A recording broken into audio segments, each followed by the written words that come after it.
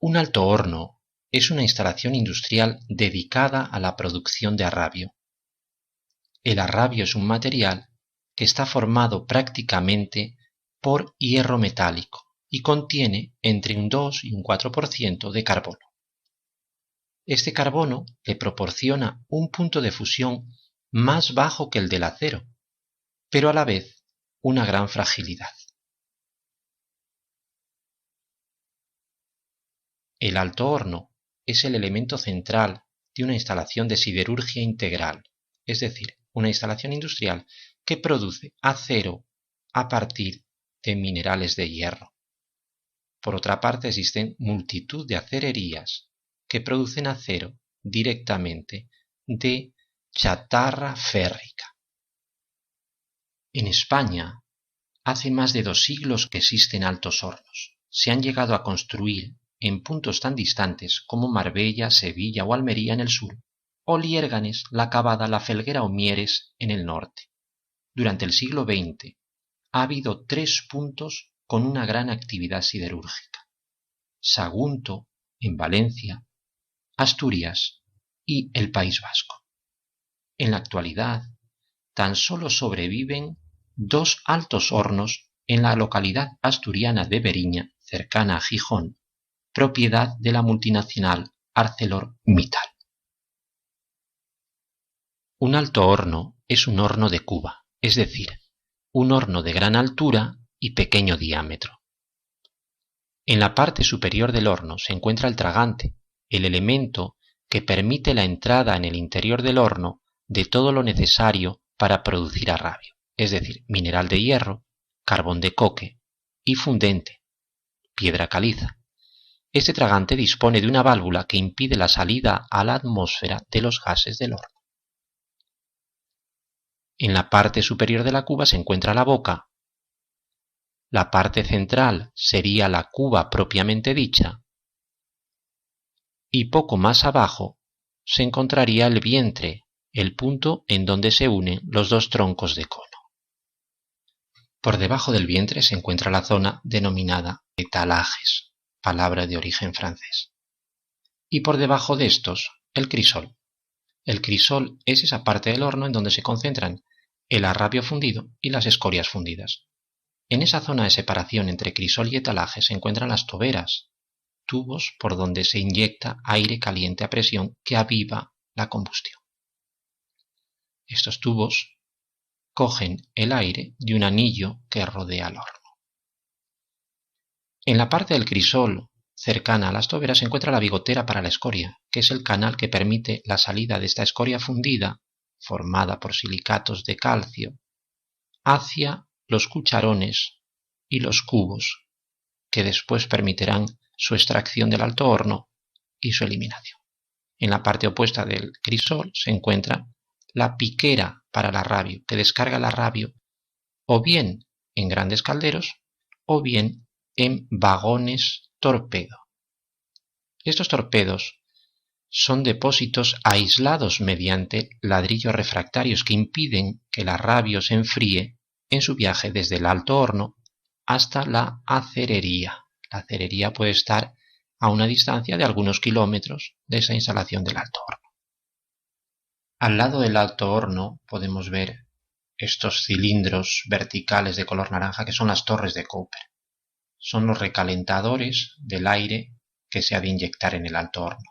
Lo hacemos llegar por estos tubos azules hasta las toberas. Aquí podemos ver el crisol y como por un lado tenemos la bigotera para la escoria y por el otro lado la piquera en un punto, en un nivel inferior, para el arrabio. Al lado del alto horno se disponen las 3 tolvas de los elementos que se han de introducir en el horno y el sistema de elevación. En una tolva se coloca el carbón de coque, que es el combustible del alto horno. En una segunda tolva el mineral de hierro formado por óxidos de hierro. Y en una tercera tolva el fundente utilizado, que está formado por piedra caliza. Mediante los mecanismos adecuados, estos tres componentes, de forma alternativa, se van cargando en el skip, que es una vagoneta que circula por una vía inclinada, un plano inclinado, arrastrada por cables de acero. En este caso se han representado dos planos inclinados con dos skips. Cuando el skip llega a la parte superior del tragante, se inclina para verter el contenido en el interior.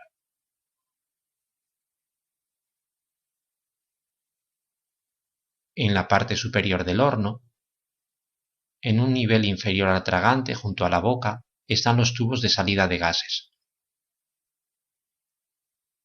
Estos gases de alto horno, aparte de estar calientes, tienen gases combustibles que permiten calentar el aire de entrada en el alto horno mediante las llamadas torres de Cooper. En el interior de estas torres se queman los gases que se envían a una chimenea que no está aquí representada y a la vez transfieren este calor al aire que se introducirá mediante las toberas en el alto horno. Unos dispositivos adecuados, unos compresores, envían este aire hacia las toberas a una presión inferior a 2 atmósferas, normalmente en torno a 1 atmósfera. Este aire permitirá avivar la combustión. Aquí podemos ver cómo las toberas se encuentran en un punto ligeramente superior a la bigotera que permite la salida de la escoria fundida.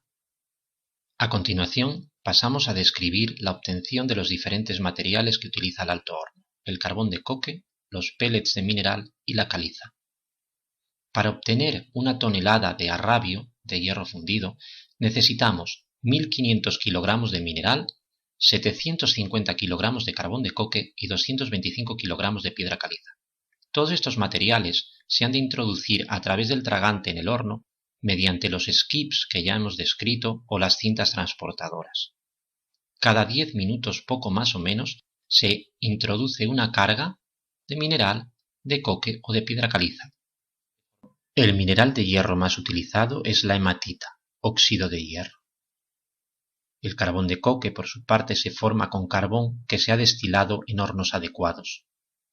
El fundente, la caliza, es carbonato de calcio. En la parte superior del alto horno, la temperatura de los materiales llega a los 400 grados centígrados. En el centro de la cuba, esta temperatura se ha elevado hasta los 1000 grados centígrados. A esta temperatura, el CO2, resultado de la combustión del carbón de coque, se une a otra cantidad de carbono para formar monóxido de carbono. Esa sustancia, el monóxido de carbono, es la responsable de la reducción de los minerales. Su avidez por el oxígeno es tan grande que es capaz de arrebatárselo a los óxidos, de forma que se forme hierro metálico. En la parte central del horno, en el vientre, la temperatura ya se ha elevado a 1200 grados. A esta temperatura se puede producir esta reacción de reducción. El óxido de hierro se combina con el monóxido de carbono para formar hierro metálico y CO2. CO2 que de nuevo se recombinará con más carbono para formar de nuevo monóxido de carbono. Parte del carbón del coque se disuelve en el hierro metálico formando ese 2-4% de carbono que contiene el arrabio.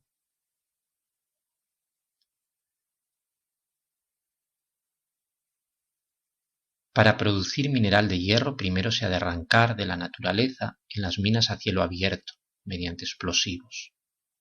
Este mineral se tritura y se lava para aumentar la proporción que tiene de hierro, de óxido de hierro. Este polvo de óxido se aglomera con otros materiales para formar los llamados pellets a alta temperatura. Estas bolas de óxido de hierro permiten un mejor funcionamiento del alto horno.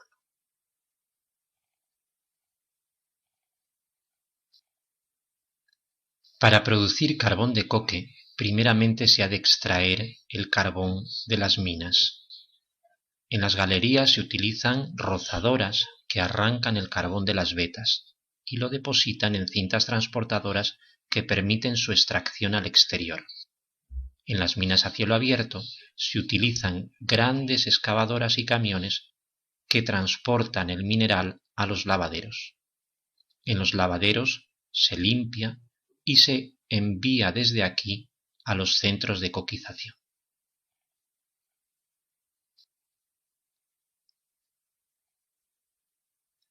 En estos centros de coquización existen unos hornos especiales en donde se introduce el carbón molido. Pasado un tiempo se extrae este carbón que ya se ha transformado en coque. Sale incandescente. Ha perdido las materias volátiles y tiene mayor consistencia. Para que no se queme inútilmente, se ha de apagar mediante potentes chorros de agua.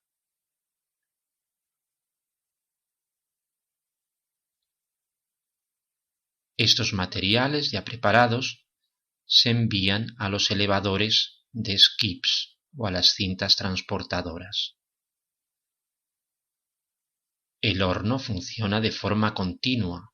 Su interior tiene gran temperatura, por eso los materiales están incandescentes.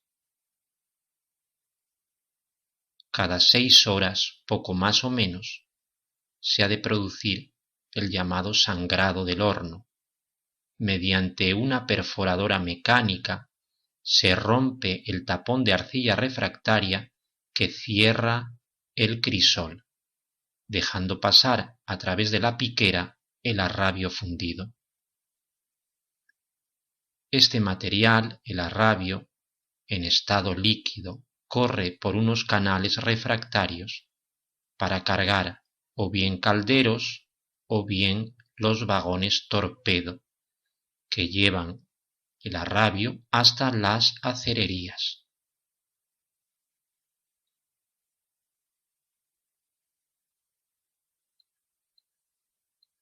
Del crisol del alto horno también se ha de extraer cada 20 minutos o media hora la escoria fundida. La caliza se combina con los silicatos que forman las impurezas de los minerales. Esta escoria tiene un punto de fusión bastante más bajo que esas impurezas y a la vez una densidad más pequeña que la del arrabio. Por esta razón sobrenada encima del mismo y por esta razón la bigotera está en un nivel superior al de la piquera.